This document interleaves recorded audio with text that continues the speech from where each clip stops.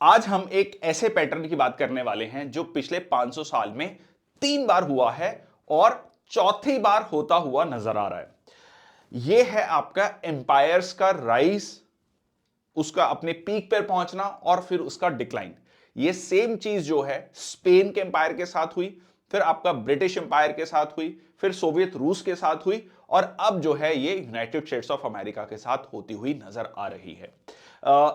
और इंटरेस्टिंग ये है कि सब एम्पायर्स को ये लगता था कि हमें कोई नहीं हरा सकता। ब्रिटिश साम्राज्य का सूरज कभी नहीं डूबता ये कहा जाता था, बट वो ब्रिटिश साम्राज्य जिसका पीक जो है 1860 से 1910 के बीच में माना जाता है, वो 1950 तक आते आते बैंकरप्ट हो चुका था। वो अपनी सत्ता जो वर्ल्ड पावर होने का कह लीजिए टैग था, वो ट्रांसफर कर चुका था यूएसए को। ये सेम चीज सोवियत रूस के साथ भी थी, उसको भी लगता था कि उसने काफी मिलिट्री माइट बना ली है, वो यूएस को टक्कर दे रहा है, बट वो कोलैप्स हो गया। कुछ ही महीनों के अंदर अंदर पूरा का पूरा यूएसएसआर 15 देशों में बट गया। अब क्या ये सेम पैटर्न यूएस के साथ होता हुआ नजर आ रहा है? और ये हम समझेंगे 7 स्टेजेस में, 7 स्टेजेस में, और सबके साथ ये 7 स्टेजेस आपको देखने को मिलती हैं। शुरुआत करते हैं आज के सेशन की। जय हिंद, वंदे मातरम। मैं संदीप बंसल आपका स्वागत करता हूं। चलिए, तो सबसे पहले तो बात आती है कि ऐसा नहीं है कि ये एम्पायर्स जो हैं, अगर आप रोम एम्पायर की बात करें, 1000 साल रूल किया, ऑटोमन एम्पायर 600 साल रूल किया, बहुत बड़े जो एम्पायर्स हैं वो डिक्लाइन हुए और उनमें लगभग लगभग आपको सेम पैटर्न देखने को मिलता है। यहां पर आज हम 3 जो एम्पायर्स हैं उनकी एग्जाम्पल को देखेंगे, उनमें क्या क्या पैटर्न्स थे। जिसमें स्पेन है, जिसमें मैंने पहले भी कहा, यूके है और यूएसएसआर है, और वो सेम पैटर्न कैसे यूएस फॉलो कर रहा है उसको पूरा डिटेल में फैक्ट्स के साथ समझेंगे। आखिरी तक इस वीडियो को जरूर देखिएगा। जब तक आप इसको पूरा कंप्लीट करेंगे तो आपको हिस्ट्री, ज्योग्राफी, इकोनॉमी, जियोपॉलिटिक्स, बहुत सारी चीजें समझ आने वाली हैं। ठीक है जी, चलिए। सो कोर क्वेश्चन ये है कि क्या यूएस भी वो सेम जो है हिस्टोरिकल ट्रेजेक्टरी फॉलो कर रहा है? ठीक है, तो इसमें 7 स्टेजेस कौन कौन सी हैं, डोंट वरी, मैं इसको एक एक करके हम डिटेल में डिस्कस करेंगे। पहले एक बार थोड़ा ब्रॉडली देख लेते हैं कि कौन कौन से स्टेजेस हैं। पहला है मिलिट्री ओवर एक्सटेंशन, दूसरा है कंट्री डिबेसमेंट, तीसरा है डेट स्पाइरल, चौथा है प्रोडक्टिव कैपेसिटी, पांचवा है सोशल डिके, छठा है पॉलिटिकल डिसफंक्शन और सातवां है final collapse, final stage collapse और मैनेज डिक्लाइन। सॉरी। अब ये कहा जा रहा है कि यूएस जो है वो स्टेज 5 पे ऑलरेडी पहुंच चुका है। ये एक बहुत इंटरेस्टिंग पॉइंट है। चलो, सबसे पहले स्टेज 1 की बात करते हैं, मिलिट्री ओवर एक्सटेंशन। अब इसमें होता क्या है? मिलिट्री ओवर एक्सटेंशन में यह होता है कि देश जो है बहुत ज्यादा मिलिट्री पे स्पेंडिंग करने लगते हैं, अपनी जीडीपी, अपनी इनकम के परस्पर जो है बहुत ज्यादा इन्वेस्ट करने लगते हैं। किसमें? मिलिट्री में, मिलिट्री कह लीजिए बहुत सारी वॉर्स में।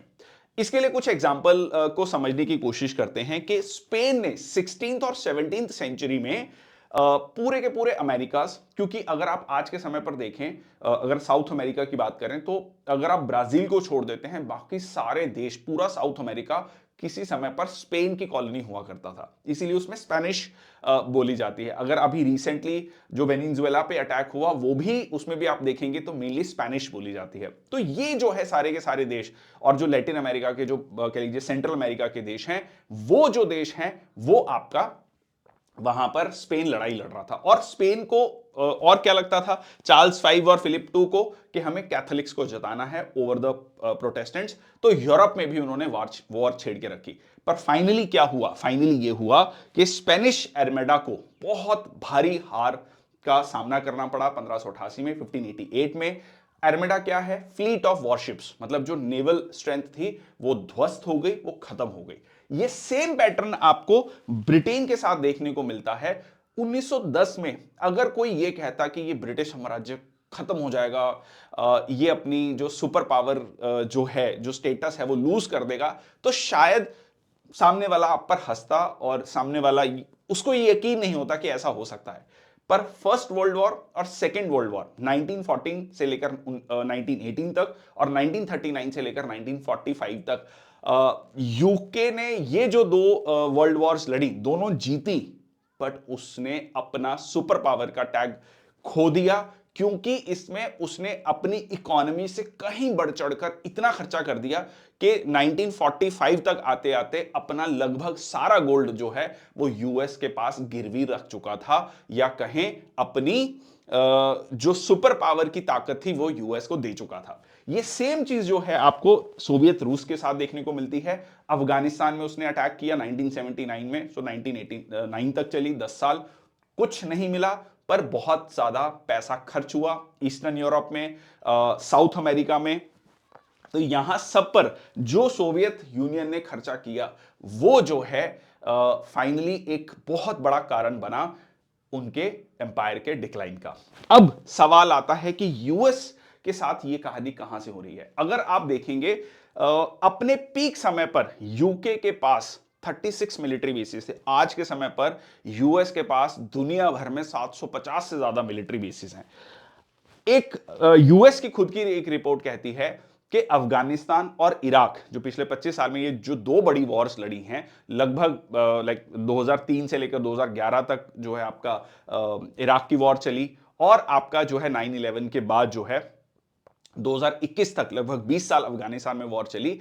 इसका जो खर्चा बैठा है यूएस को, वो बैठा है $4.4 ट्रिलियन। अब ये कितना है 4.4 trillion dollars? US sorry India की जो इकोनॉमी है आज के समय पर वो है $4 ट्रिलियन। मतलब आज की इंडियन इकोनॉमी से ज्यादा खर्चा वो ऑलरेडी अफगानिस्तान और इराक की वॉर पर कर चुके हैं। और सवाल यह है कि इन दोनों ही वॉर्स में उनको कुछ डिसाइसिव जो कह लीजिए जीत नहीं मिली है। अगर आप अफगानिस्तान में देखें तो तालिबान को हराना था, तालिबान दोबारा से पावर में आया, और लिटरल सेंस में यूएस के ट्रूप्स को वहां से भागना पड़ा। सिमिलरली इराक है, इराक में अभी तक स्टेबिलिटी नहीं आई है, कोई वेपन्स ऑफ मास डिस्ट्रक्शन नहीं मिले, मतलब जो है वहां पर भी उनको जो डिजायर्ड आउटकम था वो नहीं मिल पाया। इसके अलावा अगर हम बात करें तो अभी तक उनकी सबसे बड़ी कह लीजिए मिलिट्री है। उनका मिलिट्री पे स्पेंडिंग कितनी है, जो अगले 10 देश हैं दुनिया में सबसे ज्यादा मिलिट्री स्पेंडिंग यूएस की है, और अगले 10 देशों की मिलिट्री स्पेंडिंग से भी ज्यादा है। तो ये लगातार, और रीसेंट सेंस में अगर हम रीसेंट टाइम्स में देखें तो सीरिया, लीबिया, अभी हाल ही में वेनेजुएला, ईरान को धमकाया जा रहा है। तो ये सारी चीजें जो हैं उस तरफ इशारा कर रही हैं कि मिलिट्री स्पेंडिंग लगातार बढ़ती जा रही है, और जिसमें उनका ट्रिलियंस ऑफ डॉलर्स का खर्चा हो रहा है। ठीक है जी। नेक्स्ट स्टेज है कंट्री डिबेसमेंट, सॉरी करेंसी डिबेसमेंट। करेंसी डिबेसमेंट में क्या होता है कि करेंसी अपनी वैल्यू लूज करने लगती है। देखो इसको ऐसे समझो कि स्पेन का एग्जांपल लेते हैं। स्पेन जब अपने पीक समय पर था, उनको पेरू और मैक्सिको से गोल्ड और सिल्वर भर भर के आ रहा था। वहां पर गोल्ड और सिल्वर की माइंस थी, और स्पेन के पास इतना गोल्ड और सिल्वर हो चुका था कि अब उनकी जो एक प्रोडक्शन की चाहत थी वो खत्म हो चुकी थी। ठीक है, और कहीं ना कहीं कुछ प्रोडक्टिव कुछ नहीं कर रहे थे उसको बैक करने के लिए। सेम चीज आपको यूके के साथ मिलती है। पाउंड स्टर्लिंग जो था वो एक जो है इंटरनेशनल करेंसी था। सेकेंड वर्ल्ड वॉर खत्म होने के बाद डॉलर को यह स्टेटस मिलता है। ठीक है जी, ब्रेटन वुड कॉन्फ्रेंस जिसमें आपका वर्ल्ड बैंक है, आईएमएफ बनता है। बट होता क्या है कि उस समय पर जो डॉलर था वो गोल्ड से बैक्ड था। इसको ऐसे समझिए कि आप कई बार इस तरीके की बात सुनते होंगे कि यार गरीबी खत्म करनी है तो सरकार बहुत सारे नोट छाप दे और सबको पैसा दे दे। ठीक है, बट ऐसा क्यों नहीं करती है सरकार? क्योंकि जब सबके पास पैसा होगा तो क्या होगा, इन्फ्लेशन बढ़ेगा। It is as good as कि सबके पास 1000 रुपए है और वो मार्केट में सामान लेने जाते हैं, मान लीजिए ब्रेड लेने गए, तो अब क्योंकि हर किसी के पास जो है 1000 रुपए है, तो वो जो 1000 रुपए की ब्रेड होगी सपोज, वो 1100 की, 1200 की, 1500 की होगी, क्योंकि now too many people are chasing the few things. Production actual में नहीं बढ़ रही है। तो इसको बोलते हैं करेंसी की वैल्यू कम होते जाना। अब ये सेम चीज जो है, जैसे मैंने आपको ऑलरेडी बताया, स्पेन के साथ हुई, गोल्ड और सिल्वर कॉलोनी से आ रहा था। ठीक है, अब वो सारा का सारा पैसा लग्जरी में खर्च होने लगा, वॉर्स में खर्च होने लगा। ठीक है जी, प्रोडक्टिव कैपेसिटी पे आपने फोकस नहीं किया। सिमिलरली आपका ये चीज यूके के साथ हुई, specially in the first and second world war, क्योंकि यूरोप में युद्ध चल रहा था तो प्रोडक्शन कौन कर रहा था? यूएस कर रहा था। इसीलिए अगर आप देखेंगे फर्स्ट और सेकेंड वर्ल्ड वॉर का सबसे ज्यादा बेनिफिट किसको हुआ? यूएस को हुआ है। यूएस की इकोनॉमी बूम करी है उस टाइम पर, ठीक है जी। अच्छा, यूएस के साथ क्या हुआ है कि 1971 में, अब गोल्ड के साथ बैक था, अब हुआ क्या कि 1971 में रिचर्ड निक्सन थे राष्ट्रपति। उन्होंने एक डिसीजन लिया कि अब क्योंकि गोल्ड लिमिटेड है, हम जो है डॉलर को गोल्ड से बैक नहीं करेंगे। मतलब इसका मतलब क्या हुआ? इसको कहा जाता है फिएट करेंसी, ठीक है। इसको कहा जाता है कि वो फिएट करेंसी बन गई। अब इसका मतलब क्या है? इसका मतलब यह है कि यूएस कितना भी डॉलर छाप सकता है, ठीक है। अब इससे क्या होगा? लोगों के पास बहुत पैसा होगा, इन्फ्लेशन होगा। सवाल आता है कि यार 1971 की कहानी है, 2026 25 26 27 की हम बात कर रहे हैं, तो अभी तो कोई ऐसा इन्फ्लेशन नहीं नजर आ रहा, इसका कोई इंपैक्ट, इमीडिएट इंपैक्ट तो यूएस की इकोनॉमी पे नहीं आया। उसका एक बहुत बड़ा कारण है पेट्रो डॉलर्स। यूएस ने मिडल ईस्ट को बहुत क्लियर डायरेक्शंस में ये कहा कि आपको जो भी ट्रेड करना है क्रूड ऑयल का, वो किस में होगा? डॉलर्स में होगा। देखिए दुनिया भर में ये होता है कि जब आपको ट्रेड करना होता है तो ट्रेड के लिए कोई ना कोई करेंसी चाहिए। पहले ये था गोल्ड, सिल्वर, फिर बाद में चलकर जब करेंसी आई प्रेजेंट टाइम्स में, तो यूके में पाउंड स्टर्लिंग था। अब ऐसा नहीं होगा कि लाइक हर देश की अलग अलग करेंसी है, तो हर किसी के पास जो है अपनी करेंसी है, तो उसमें जाके ट्रेड करेगा तो सामने वाला कहेगा कि जी मैं इसको एक्सेप्ट नहीं कर रहा। तो एक करेंसी एक्सेप्ट की जाती है अक्रॉस द वर्ल्ड, जो कि सबसे डोमिनेंट इकोनॉमी होती है, जो कि यूएस डॉलर बनकर आया। अच्छा, अब होता क्या है कि जब आप उसको लेकर डॉलर छाप रहे हो, डॉलर की डिमांड भी है। दुनिया में जो क्रूड ऑयल का ट्रेड होगा वो डॉलर में होगा, बाकी जो ट्रेड होगा वो डॉलर में होगा। दुनिया के बहुत सारे देशों को जो फॉरेन एक्सचेंज रिजर्व्स हैं, उसमें वो डॉलर को एज अ रिजर्व करेंसी रख रहे हैं, क्योंकि उनको चाहिए, ट्रेड के लिए चाहिए। तो तब तक जो है आपका जब डॉलर छाप रहे हो, काम चल रहा है। तो आप कहेंगे कि अगर काम चल रहा है तो प्रॉब्लम कहां पर आ रही है? चलिए वो देखते हैं अब हम प्रॉब्लम कहां पर आ रही है। अब धीरे धीरे क्या हो रहा है, एक डॉलर ट्रैप में जो है डॉलर फंसता जा रहा है। क्यों फंसता जा रहा है? इसको कहा जाता है deficit without tears. Deficit without tears का मतलब कि आप अभी खर्चा करते जा रहे हैं, ठीक है, आप डॉलर छापते जा रहे हैं, और जो है आपका डेफिसिट, आपका जो कह लीजिए जो कर्जा है वो बढ़ता जा रहा है, बट प्रोडक्टिव कैपेसिटी आपकी नहीं बढ़ रही है। अच्छा, अब इसमें एक और चीज है कि जो मैंने कहा कि डॉलर की डिमांड है, अब यूएस डॉलर कैसे लेता है? अब वो क्या कहता है कि जी मैं ट्रेजरी बॉन्ड्स इशू कर रहा हूं। बॉन्ड्स क्या होता है? Debt instrument, fixed income instrument, मतलब ब्याज, पक्का ब्याज मिलना। उसने कहा कि जी मुझको $1 मिलियन चाहिए, 5% ब्याज दूंगा फॉर एग्जाम्पल। तो एक कंट्री को पता है कि यार बड़ा देश है, स्टेबल इकोनॉमी है, $1 मिलियन के बॉन्ड्स खरीदूंगा तो अगले साल मुझे $1.05 मिलियन मिल जाएंगे। ठीक है जी, फेयर इनफ, अच्छी इकोनॉमी है, इसमें इन्वेस्ट किया जा सकता है। It is very similar to what we invest in stock market, bonds and stocks. तो वैसे ही यूएस बॉन्ड्स में बहुत सारे देश इन्वेस्ट करते हैं, लगभग दुनिया के हर देश जो है इसमें इन्वेस्ट करता है। बट ऑफ लेट क्या हुआ है?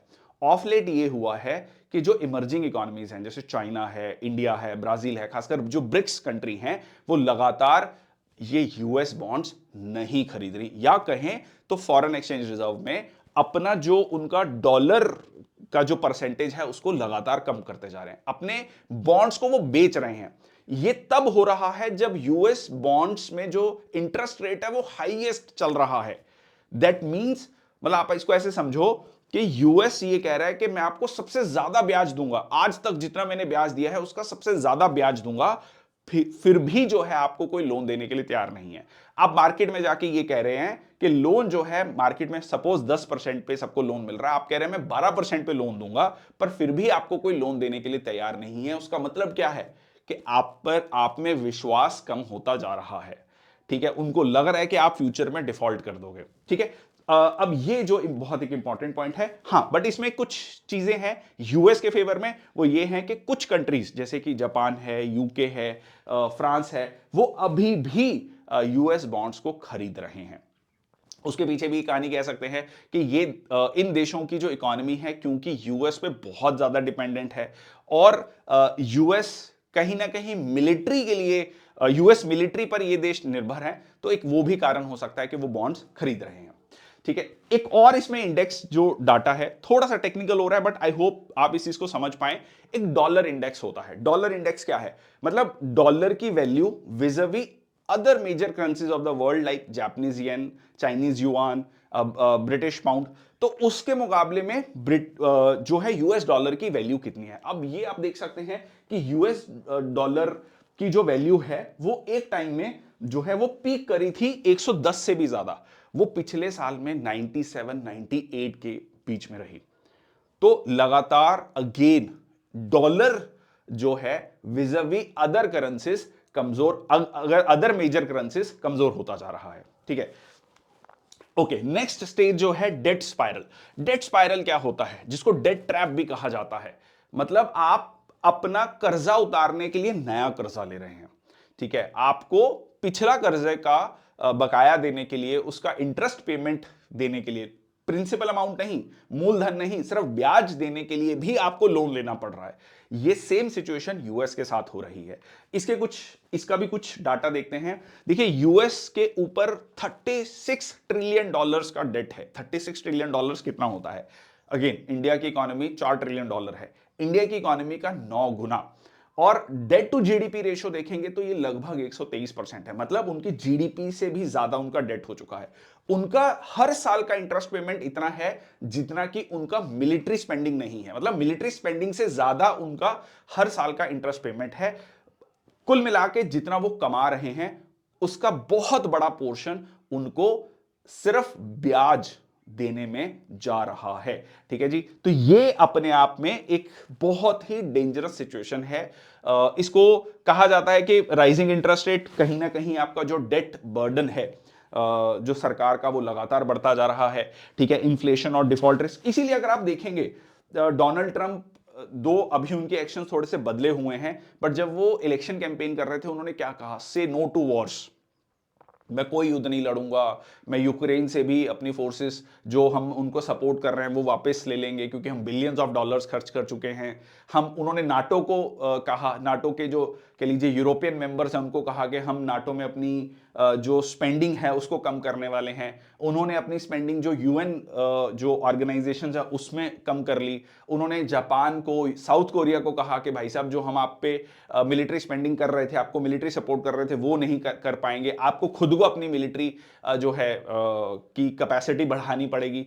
तो ये सीधा सीधा इशारा शो करता है कि उनको ये समझ आ रहा है यूएस को कि उनको कम करने की जरूरत है। But again the thing is कि वो एक ट्रैप में फंस चुके हैं। ठीक है, अभी के लिए ये हो गया आपकी थर्ड स्टेज। नेक्स्ट हम स्टेज पे चलते हैं लॉस ऑफ प्रोडक्टिव कैपेसिटी। ठीक है, डोमेस्टिक मैन्युफैक्चरिंग लगातार कम होना। देखो, ये सेम चीज स्पेन के साथ हुई। स्पेन के साथ क्या हुआ उस समय पर, क्योंकि गोल्ड और सिल्वर सबके पास बहुत हो गया, तो सबको लगा कि भाई अब हमें काम करने की क्या जरूरत है। किसानों को काम कोई इंसेंटिव नहीं फील हो रहा कि जी हम खेती करें। मैन्युफैक्चरिंग इंडस्ट्री में कोई इंसेंटिव नहीं फील हो रहा कि हम मैन्युफैक्चरिंग करें, उस पर अपनी प्रोडक्शन को, अपनी इनोवेशन को बढ़ावा दें। अब सिंपल है कि जी सबके पास पैसा है, सब इंपोर्ट करने लगे। ठीक है जी, कहां से इंपोर्ट करने लगे? ब्रिटेन से, फ्रांस से, नीदरलैंड से। अब हुआ क्या कि इन देशों की प्रोडक्शन कैपेसिटी बढ़ रही है, तो आप गोल्ड और सिल्वर लेके आ रहे हो पेरू और मेक्सिको से, और अल्टीमेटली किसको दे रहे हो? इन देशों को, यूरोप के बाकी देशों को। ठीक है जी। अच्छा, अब सेम पैटर्न जो है आपको यूएस में अभी फॉलो होता हुआ दिख रहा है। कैसे? अब 1970s में यूएस ने यूएसएसआर को काउंटर करने के लिए चाइना को अपने साथ लिया। चाइना में बहुत फेमस स्टेटमेंट डेंग शाओपिंग की 1978 में। उन्होंने क्या कहा था कि बिल्ली सफेद हो या काली, चूहे खाने से उसको मतलब होना चाहिए। मतलब कि हमें हमें अपनी इकोनॉमी को बढ़ावा देना है। वो पैसा, वो कैपिटलिज्म हो, सोशलिज्म हो, हमें लोगों के हाथ में पैसा देना है। तो अब यूएस को लगा कि हम टेक्नोलॉजी में काम करेंगे, हम सर्विसेज में काम करेंगे, हम थोड़ा हाई एंड चीजें करेंगे। ये प्रोडक्शन वाली चीजें जो है चाइना को दे देते हैं। चाइना में लेबर कॉस्ट कम है, मैन्युफैक्चरिंग कॉस्ट कम है, तो सस्ता माल वहां से आएगा और हम जो है इन चीजों पे, सर्विसेज सेक्टर पे फोकस करेंगे। Now this works well for the US in 1980s and 90s, but हुआ क्या, चाइना ने अपनी प्रोडक्शन कैपेसिटी बहुत ज्यादा बढ़ा ली और लिटरली जो है वो आज के समय पर मैन्युफैक्चरिंग हब बन चुका है दुनिया का। इसीलिए अगर आप देखेंगे अभी रिसेंटली कितनी बात चलती है चाइना प्लस वन की, डीकपलिंग स्ट्रेटजी के चाइना से हटना है, बट क्योंकि आपकी कंपनीज, अमेरिकन कंपनीज ने ही ट्रिलियंस ऑफ डॉलर्स इन्वेस्ट कर रखे हैं यूएस में, और सॉरी चाइना में, तो वो जो प्रोडक्शन कैपेसिटी है जो आपने मैन्युफैक्चरिंग इंडस्ट्री लगाई वो उतना आसान नहीं है रातों रात वापस लेके आना। तो यहां पर धीरे धीरे क्या हुआ, आप हर एक चीज के लिए जो है डिपेंडेंट होने लगे। ठीक है जी, आप लगभग हर चीज आप यहां पर खोते जा रहे हैं। सेमीकंडक्टर्स में ताइवान आगे है, एक्टिव फार्मास्यूटिकल इंग्रेडिएंट जिसको एपीआई बोला जाता है उसमें चाइना सबसे आगे है, रेयर अर्थ में सबसे आगे है, और इंडिया जो है फार्मेसी ऑफ द वर्ल्ड बन चुका है। तो सीधा सीधा प्रोडक्शन कैपेसिटी बाकी देशों में शिफ्ट हो गई है। इसीलिए अगर आप देखेंगे यूएस का पिछले कुछ समय में सारा फोकस यही है कि रेयर अर्थ मिनरल्स की जो सप्लाई है उसको डाइवर्सिफाई करना है, सेमीकंडक्टर्स की मैन्युफैक्चरिंग को डाइवर्सिफाई करना है। ठीक है, तो ये सारी चीजें जो है यूएस इसलिए कर रहा है कि जो चाइना पर उसकी डिपेंडेंसी हो चुकी है उसको कम किया जा सके। अब क्योंकि आपने अपनी प्रोडक्शन कैपेसिटी को बढ़ा दिया, अब रिसेंटली डोनाल्ड ट्रंप यही तो करना चाह रहे हैं। उन्होंने क्या कहा कि हम प्रोडक्शन यूनिट्स खोलेंगे, पर यूएस में प्रोडक्शन यूनिट्स नहीं खुल सकती। क्यों? उन्होंने एप्पल के सीईओ को बुलाया कि आप आईफोन्स यूएस में बनाएं, बट वो आईफोन्स कहां बन रहे हैं, वो इंडिया में बन रहे हैं, क्योंकि यूएस में लेबर कॉस्ट इतनी ज्यादा है कि जो भी मैन्युफैक्चरिंग कर रही हैं कंपनीज, उनके लिए वो बिल्कुल सस्टेनेबल ही नहीं है कि वो वहां पर आईफोन्स बनाएं या मतलब कह लीजिए मैन्युफैक्चरिंग करें किसी भी प्रोडक्ट की और दुनिया भर में वो सामान बेच सकें, क्योंकि वो उनके लिए कॉम्पिटिटिव नहीं होगा। तो ये एक बहुत बड़ा कारण है कि फिर अब उसका नेक्स्ट स्टेज क्या है कि टैरिफ लगाए जाए। ठीक है, टैरिफ लगाने से क्या होगा, वो कहीं ना कहीं फोर्स कर रहे हैं बाकी देशों को कि हमारा बना हुआ सामान आप खरीदें, ताकि यूएस की मैन्युफैक्चरिंग को थोड़ा सा पुश किया जा सके। बट कहीं ना कहीं वो समय निकल चुका है। चाइना या बाकी देश अपनी प्रोडक्शन कैपेसिटी को इतना ज्यादा बढ़ा चुके हैं और इतना कम प्राइस पे है कि आप उनको उनके साथ किसी भी लेवल पर कंपीट नहीं कर पा रहे हो। अब आपके पास एक आखिरी टूल बचा है टैरिफ का कि हम क्योंकि आपके पास पैसा है, खरीदने की क्षमता आपके पास है, तो उस क्षमता, वो लीवरेज जो है आप बाकी देशों के साथ जो है अपनी एक्सरसाइज करने की कोशिश कर रहे हो थ्रू द टैरिफ। ठीक है जी, चलिए अब एक और डाटा है, जेफरी सैक्स जो है एक अमेरिकन इकोनॉमिस्ट ही है, उनका ये कहना है कि US share of world income 1980 में कितना था, 24.6%। 2011 में US share of world income था 19.6%, और घटकर ये 2024 में हो चुका है 14.8% as per the world bank. तो आप देख रहे हो लगातार यूएस का share in the world economy कम होता जा रहा है। और अगर आप परचेजिंग पावर पैरिटी के टर्म्स में देखोगे तो India already third largest economy है। ठीक है, तो ये अपने आप में एक बहुत क्लियर सिग्नल शो कर रहा है। इसमें एक और डाटा बहुत इंपॉर्टेंट है कि जो गैप है between the rich and poor वो बहुत ज्यादा हो चुका है। मतलब वहां की यूएस की जो टॉप 10% पॉपुलेशन है वो यूएस की 90% वेल्थ को जो है होल्ड करती है, और जो उनकी मिडिल क्लास पॉपुलेशन या लोअर मिडिल क्लास पॉपुलेशन है वो लगभग स्टैग्नेट कर चुकी है। ठीक है, क्योंकि वहां पर हेल्थ केयर, हाउसिंग, एजुकेशन बहुत ज्यादा महंगा हो चुका है। कई बार आपने ये सुना होगा कि बहुत सारे इंडियन अमेरिकन जो हैं वो भारत आ रहे हैं, वो कह रहे हैं जी वहां पर डेंटल ट्रीटमेंट इतना महंगा पड़ रहा है कि यहां आएंगे, ट्रीटमेंट करवाएंगे, वापस जाएंगे, वो सस्ता पड़ेगा रादर देन वहां पर डेंटल ट्रीटमेंट करवाने के लिए। इस तरीके से और भी जो है मेडिकल फैसिलिटीज अगर उनको चाहिए, वहां पर जो है आपका 2 महीने, 3 महीने, 6 महीने की वेटिंग चल रही है डॉक्टर के लिए। ठीक है, तो ये सारी चीजें जो हैं सीधा सीधा जो है ये शो कर रही हैं कि प्रोडक्टिव कैपेसिटी पे आपका काम नहीं हुआ है। ठीक है जी, नेक्स्ट जो स्टेज है वो है सोशल डिके।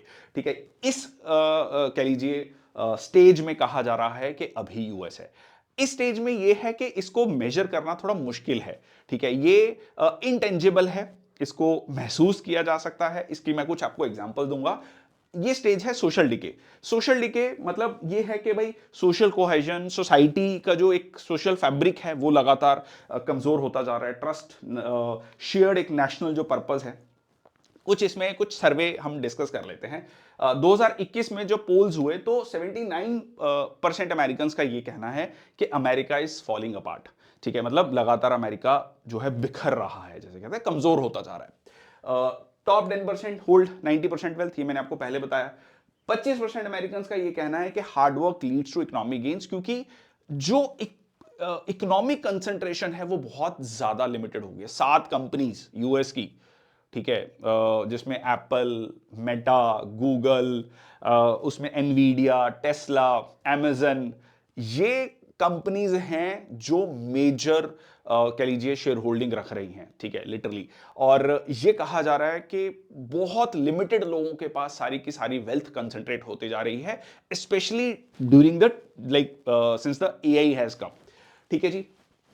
तो अब जो है जॉन ग्लब एक ब्रिटिश हिस्टोरियन है, उनका भी ये कहना है कि आपको लगता है कि हम अपनी चालाकी से इस सारी चीजों को सॉल्व कर लेंगे, बट जो अगर आप कहीं ना कहीं अगर अनसेल्फिश नहीं है, या मतलब सिर्फ अपने बारे में नहीं, अपने बारे में ही सोच रहे हैं, तो देश का डिक्लाइन लगभग तय है। ठीक है जी। ओके, ये इस तरीके की आपको इमेजेस देखने को मिलेंगी। यूएस से बहुत सारी न्यूज़ हैं, अगर आप जो है दुनिया भर की न्यूज़ को फॉलो करते हैं तो ज़ॉम्बी, ड्रग जो कार्टल्स, ठीक है, अभी यही आरोप भी लगाया गया है वेनेजुएला के राष्ट्रपति के, भाई ये जो है कोकेन स्मगल कर रहे थे, ठीक है, कोलंबिया, ग्वाटेमाला, इन सब कंट्रीज पे यही आरोप है कि बहुत ज़्यादा जो है आप नार्को सब्सटेंसेस जो हैं यूएस में स्मगल कर रहे हैं।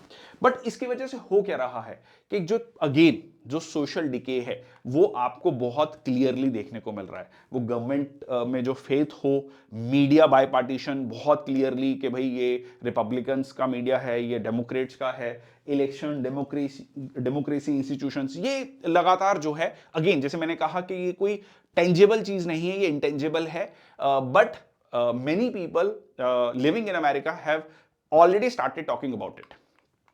ओके, नेक्स्ट जो इसमें और कुछ चीजें जैसे कि सुसाइड रेट का बढ़ना, ड्रग ओवरडोज, ठीक है जी, उसके अलावा लाइफ एक्सपेक्टेंसी का डिक्लाइन होना, होमलेसनेस का बढ़ते जाना, ये कुछ डेवलप्ड वर्ल्ड की एनॉमली मतलब कि डेवलप्ड वर्ल्ड है, हम कह रहे हैं सब कुछ अच्छा है, बट धीरे धीरे धीरे सोशल फैब्रिक कमजोर होता जा रहा है।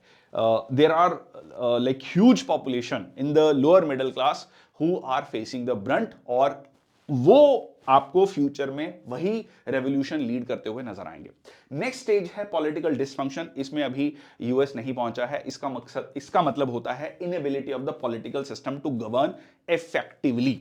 ठीक है, अगेन सेम स्पेन में भी ये हुआ कि वो जो राजा है, किंग जो है, वो अपनी सत्ता को जो है अपने इंस्टीट्यूशंस को के थ्रू गवर्न नहीं कर पा रहे। सेम चीज आपको यूके में भी देखने को मिलती है कि यूके में, लंदन में बहुत ज्यादा लोग जो है कम्युनिस्ट झंडा उठा रहे हैं। जो एक देश कैपिटलिज्म का फ्लैग बियरर है, वहां पर बहुत सारे लोग कम्युनिस्ट आइडियोलॉजी के हैं। उनकी कॉलोनीज में, जिसमें सबसे बड़ी कॉलोनी इंडिया थी, उसमें बहुत लोग जो हैं कम्युनिस्ट आइडियोलॉजी से प्रभावित हैं और उसकी बात कर रहे हैं। तो सीधा सीधा इफेक्टिवली आप गवर्न नहीं कर पा रहे हैं, और फिर आप बहुत ज्यादा ब्रूटल फोर्स अपने ही लोगों पर जो है इंपोज करने लगते हैं।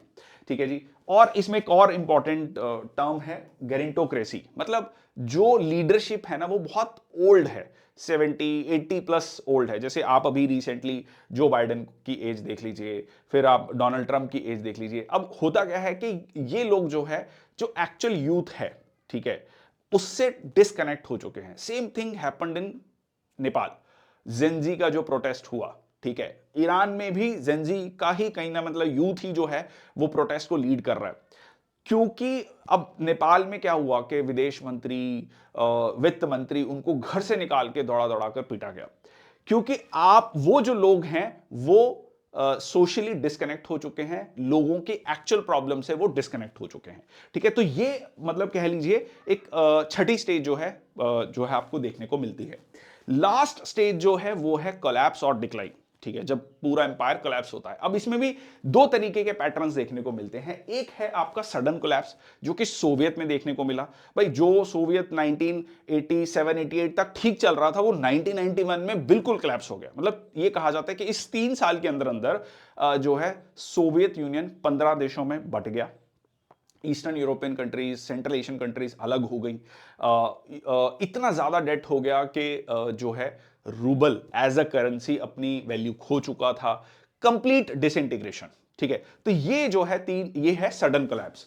एक है आपका मैनेज डिक्लाइन, जो कि ब्रिटिशर्स ने किया। ब्रिटिशर्स, आज आप ये नहीं कहेंगे कि ब्रिटिशर्स पावर नहीं है, बट वो एक बड़ी रीजनल पावर है, एक बड़ा जूनियर पार्टनर है यूएस का। अब देख रहे हैं कि किस तरीके से यूएस जो है लिटरली यूरोप को की आर्म ट्विस्टिंग जो है कर रहा है। ओके, सडन कोलैप्स में डेट क्राइसिस, या अगर डॉलर का एकदम कोलैप्स हो जाना, ठीक है जी, वैल्यू उसकी बहुत ज्यादा कम हो जानी। इसीलिए अगर आप देखेंगे बार बार डोनाल्ड ट्रंप धमकी दे रहे हैं ब्रिक्स कंट्रीज को कि डी डॉलराइजेशन आप नहीं करोगे, आप जो है किसी और करेंसी में ट्रेड नहीं करोगे। सन 2000 में सद्दाम हुसैन ने क्या कहा था कि भाई ये जो तेल है इसको मैं डॉलर में नहीं बेचूंगा, इसको मैं यूरो में बेचूंगा। ठीक है जी, और अभी रिसेंटली निकोलस माडुरो ने भी ये कहा कि मैं चाइनीज युआन को एक्सेप्ट करूंगा, अपना तेल बेचूंगा चाइनीज युआन में। दोनों केसेस में वो जो है कुछ ना कुछ बहाना बनाया गया। सदाम हुसैन के केस में वेपन ऑफ मास डिस्ट्रक्शन, और यहां पर कहा गया कि ये कोकेन की स्मगलिंग, नार्को स्मगलिंग कर रहे हैं, तो और उस तरीके से जो है वहां के राष्ट्रपति या कह लीजिए जो भी गवर्नमेंट के हेड है उनको हटा दिया गया। ठीक है, तो ये सीधा सीधा वो बार बार धमकी दे रहे हैं। इसीलिए डोनाल्ड ट्रंप ब्रिक्स को सबसे बड़ा अपना चैलेंज मान रहे हैं। उनको लगता है कि ये बना ही अमेरिका की हेजमनी को तोड़ने के लिए है। उसके बाद अगर आप मैनेज्ड डिक्लाइन की बात करें, जो कि यूके की हम कहानी कह रहे थे, अब उन्होंने क्या किया, मिलिट्री कमिटमेंट्स को रिड्यूस करना शुरू किया। हम कई बार कहते हैं कि भाई इंडिया में जो स्वतंत्रता आई उसके पीछे बहुत सारे कारण कहे जाते हैं, पर उसके पीछे एक बहुत बड़ा कारण ये है कि इकोनॉमी की, जो कहते हैं ना, इकोनॉमी की हालत बिल्कुल खराब हो चुकी थी। उनकी रीढ़ की हड्डी टूट चुकी थी। वो मतलब इकोनॉमी की रीढ़ की हड्डी टूट चुकी थी, और वो किसी भी तरीके से इंडिया जैसी कॉलोनी को मैनेज नहीं कर पा रहे थे। उनके लिए वो सस्टेनेबल नहीं था। अगर आप यूके के इलेक्शंस की बात करें 1946-47 के समय पर, यूके के इलेक्शंस की बात करें, तो वहां के जो प्रधानमंत्री चुने गए थे, जो फाइनली जिनके समय पर देश को आजादी मिली, उनके इलेक्शन का सबसे बड़ा कह लीजिए जो पॉइंट था वो ये था कि हम भारत को आजादी देंगे। क्योंकि वहां के लोग कहने लग गए थे कि भाई अब उनको आजादी दो और अपनी मिलिट्री स्पेंडिंग कम करो, अपने देश पर फोकस करो। ठीक है, तो ये जो है यूके ने उस समय पर किया। उन्होंने कहीं ना कहीं अपना डोमेस्टिक रिन्यूअल किया, समय के साथ साथ कुछ कुछ चीजों पर फोकस किया कि भाई इन चीजों में हम अच्छे हैं तो इन पे हम फोकस कर सकते हैं। और सबसे इंपॉर्टेंट चीज, मल्टीपोलर वर्ल्ड को एक्सेप्ट किया उन्होंने, यूएस को एक्सेप्ट कर लिया कि भाई यूएस से लड़ने का फायदा नहीं है। यूएस अब पावर यूएस के पास जा चुकी है, तो वो यूएस का एक जूनियर पार्टनर बन गया। उसको जो है आईएमएफ से बेनिफिट मिला, उसको वर्ल्ड बैंक से बेनिफिट मिला। अब यूके की हालत आप ये समझिए कि 1960s में जो दुनिया की वर्ल्ड की पावर था, 1910 में वो 1960s में आईएमएफ से बेल आउट पैकेज लेता है। ठीक है जी, यूएस जो है वर्ल्ड बैंक में, जो वर्ल्ड बैंक ग्रुप है उसमें आईबीआरडी बनाता है, Indian international bank for reconstruction and development. तो ये सारी चीजें जो हैं कहीं ना कहीं यूरोप को रिकंस्ट्रक्ट करने के लिए, तो भाई ये जो पैसा यूएस दे रहा था यूके को रिकंस्ट्रक्शन के नाम पे, और जो वर्ल्ड वॉर 2 में जो पैसा दिया था यूएस ने यूके को युद्ध लड़ने के लिए, उसकी आखिरी किस्त कब दी है यूके ने? 2006 में, अभी हाल ही में। मतलब सेकेंड वर्ल्ड वॉर के खत्म होने के 60 साल बाद तक उस कर्जा, जो वो कर्जा लिया था यूके ने सेकेंड वर्ल्ड वॉर को लड़ने के लिए, 60 साल तक उसकी पेमेंट यूके यूएस को करता रहा। ठीक है, चलिए, तो I hope you got the point कि उन्होंने इस चीज को एक्सेप्ट कर लिया था। अच्छा, अब क्या है, कुछ लोगों का यह भी कहना है कि भाई ये यूनिक फैक्टर्स हैं। मतलब अभी आप पुराने जो 3 एम्पायर्स की बात कर रहे हैं उसको ना आप अभी यूएस की स्थिति के साथ कंपेयर नहीं कर सकते। क्यों? क्योंकि जैसे क्लाइमेट चेंज जैसी कोई चीज नहीं थी, आर्टिफिशियल इंटेलिजेंस जैसी कोई चीज नहीं थी जिस पे यूएस काफी ज्यादा इन्वेस्ट कर रहा है। ठीक है, दो चाइना भी काफी इन्वेस्ट कर रहा है। ये कुछ चीजें हैं जो कॉमन हैं अनप्रेसिडेंटेड डेट लेवल्स ये बाकी एम्पायर्स में भी थे, परमानेंट लॉस ऑफ मैन्युफैक्चरिंग, ठीक है। अब कुछ लोगों का कहना है कि ऐसा नहीं है कि पूरी मैन्युफैक्चरिंग ही यूएस में खत्म हो चुकी है, कुछ कुछ अभी भी है, एग्जिस्ट कर रही है, ठीक है। सोशल पोलराइजेशन, एजिंग पॉपुलेशन, ठीक है, ये चीजें जो हैं आपको यूनिक फैक्टर्स हैं यूएस के साथ। ओके, नेक्स्ट कुछ जो प्रो यूएस लोग हैं उनका ये कहना है कि ऐसा नहीं है, ये जो प्रिडिक्शन है कि यूएस का अब डिक्लाइन हो चुका है, ये पहले भी हुआ है और पहले भी लोगों ने कहा कि बस अब तो यूएस खत्म है, अब तो मल्टीपोलर वर्ल्ड हो गया, पर हर बार यूएस ज्यादा फोर्स से उभर कर आया, ज्यादा स्ट्रॉन्गर उभर कर आया। कुछ एग्जांपल देख लेते हैं, जैसे कि सबसे पहले 1950s में जब रशिया ने या उस समय का सोवियत रूस ने स्पेस क्राफ्ट भेजा स्पुतनिक, तो उन्होंने लगा अब जो है टेक्नोलॉजी में बहुत आगे हो चुका है, बट यूएस ने उसको काउंटर किया मून पर पहुंच के, ठीक है जी, अपोलो जो मिशन था, ठीक है। उसके बाद जो है आपको 1960s और 70s में वियतनाम वॉर, एक छोटा सा देश यूएस को हरा देता है, हराता नहीं है तो ऐसे कह सकते हैं कि टक्कर देता है, यूएस को बहुत ज्यादा लॉस होता है और उस समय पे लोगों ने कहा कि नहीं अब जो है डिक्लाइन हो चुका है, यूएस दोबारा से उभर कर आया, उन्होंने अपनी टेक्नोलॉजी पे फोकस किया। फिर जो है आपको 70s और 80s में ओपेक कंट्रीज ने रातों रात जो क्रूड ऑयल के प्राइसेस हैं वो ऑल टाइम हाई कर दिए, यूएस में इन्फ्लेशन ऑल टाइम हाई हुआ, तब भी लोगों ने कहा कि अब जो है यूएस का इकोनॉमिक कोलैप्स तय है। रादर यूएसएसआर का कोलैप्स हुआ, यूएस से ज्यादा स्ट्रॉन्गर इमर्ज होकर आया। 1980s और 90s में अब जापान का जो कह लीजिए 40-50 साल का दौर था, उस समय पर जापान ने अपनी टेक्नोलॉजी को इतना इनहेंस कर लिया था कि लोग जो है ये कंपेयर करने लगे थे यूएस और जापान को, कि जापान बहुत जल्दी यूएस को ओवरटेक कर लेगा और मतलब जो है कहीं ना कहीं जापान की डोमिनेंस रहेगी। हुआ क्या कि जापान स्टैग्नेट कर गया, जापान की इकोनॉमी लिटरल सेंस में अगर हम देखें पिछले कुछ सालों में डिक्लाइनिंग फेज में है, वेयर एज यूएस अभी भी ग्रो कर रहा है, ठीक है। 2008 के फाइनेंशियल क्राइसिस में भी ये कहा गया कि भाई जो है लाइक अब यूएस का जो इकोनॉमी का जो बबल है वो फट चुका है, अब जो है यूएस डिक्लाइन फेज में हो गया और चाइना इमर्ज कर रहा है। नहीं ऐसा कुछ हुआ, यूएस ने उससे फिर इमर्ज किया। अब इसका भी काउंटर कुछ लोग ये कह रहे हैं कि भाई ऐसा नहीं है कि पहले अगर यूएस रिकवर कर गया तो अब भी रिकवर कर जाएगा, क्योंकि लगातार कहीं ना कहीं जो हमने डाटा देखा इतना सारा, वो इसी तरफ इशारा कर रहा है कि यूएस रिकवर नहीं कर पाएगा। और पहले अगर वो प्रिडिक्शन सही नहीं हुई, इसका मतलब ये नहीं है कि वो फ्यूचर में भी वो प्रिडिक्शन सही नहीं होगी, ठीक है जी। एम्पायर्स मतलब आखिरी में अगर हम कंक्लूड करें इस चीज को, पूरी डिस्कशन को, एम्पायर राइज करते हैं, डोमिनेट करते हैं और फिर डिक्लाइन होते हैं। यूएस ने शो किया है, जो अगर हम देखें अब जो भी हमने डाटा आज के दिन देखा, वो सीधा सीधा ये शो कर रहा है कि हाँ जी वो लास्ट स्टेज ऑफ एम्पायर या कह लीजिए लास्ट स्टेज की तरफ बढ़ रहा है। एब्सोल्यूट कोलैप्स अभी अनसर्टन है। अब इसमें मैं कुछ आपको स्टेटमेंट्स दिखाना चाहता हूं कुछ एक्सपर्ट्स की, जैसे पॉल कैनेडी कह रहे हैं कि डेफिसिट स्पेंडिंग अगर होगी, मतलब बहुत ज्यादा आप स्पेंड मिलिट्री पे करोगे, तो वो एक सिंगल मोस्ट रीजन होता है किसी भी एम्पायर के डिक्लाइन का, ठीक है। इम्यूनल टॉड कहते हैं कि अमेरिकन डिक्लाइन ये रिजेंबल कर रहा है सोवियत यूनियन से। क्रिस हेज कह रहे हैं विद इन डिकेड और टू एट मोस्ट, वो कह रहे हैं लगभग अगले 10 से 20 साल में अमेरिका जो है डोमिनेट होना, मतलब उसकी डोमिनेंस खत्म हो जाएगी। माइकल हडसन क्या कह रहे हैं कि डिस्पाइट वास्ट वेल्थ जो है स्पेन जो है एक डेट रिडन कंट्री बन गया था, और वो सेम चीज आपको अमेरिका में होते हुए दिख रही है, ठीक है। हेरोल्ड जेम्स क्या कह रहे हैं, लेट सोवियत अमेरिका, देख रहे हैं सोवियत अमेरिका, वो सोवियत यूनियन नहीं कह रहे, सोवियत अमेरिका, मतलब वो कह रहे हैं बस वही सेम कहानी यहां रिपीट हो रही है। चलिए आखिरी में डिस्कशन के पॉइंट ये हैं कि आपको क्या लगता है, कमेंट सेक्शन बॉक्स में आपने क्या लिखना है कि जो डिक्लाइन होगा यूएस का, वो एक सडन डिक्लाइन होगा, सॉरी सडन कोलैप्स होगा, या वो मैनेज्ड डिक्लाइन होगा, ठीक है। यूएस क्या इस ट्रेजेक्टरी को रिवर्स कर पाएगा?